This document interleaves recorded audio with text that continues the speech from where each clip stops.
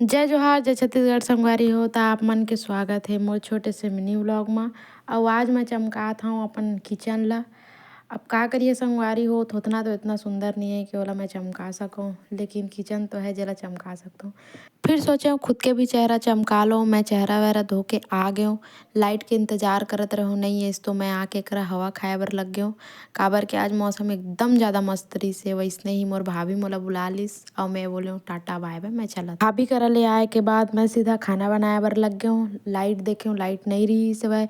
तब मैं सोचे हूँ कि सब्जी मल्ला धो वगैरह के साफ वाफ कर लेता हूँ। और मैं लाइट आए के इंतजार करत करत करत करत थक गए रहूँ। ऐसने करत करत 12 बज गए रही समय कि मैं कब आई लाइट, कब आई, ऐसे करके मैं सोचे हूँ कि मैं जल्दी जल्दी सब्जी काट लेता हूँ। और संगवारी हो एला का बोलता तुमन बताओ। हमन कोती तो एला हंसिया बोलते, आप मन कोती का बोलते ओला बताओ। बार बार आवत रही से लाइट, जावत रही से, आवत रही से, जावत रही से, बस उत्तेज करत रही से। फिर थोड़ा सा लाइट आई, मैं खाना बनाए बर जैसे ही पकड़े वैसने ही फिर लाइट गोल हो गए, मोर हो गए माथा खराब।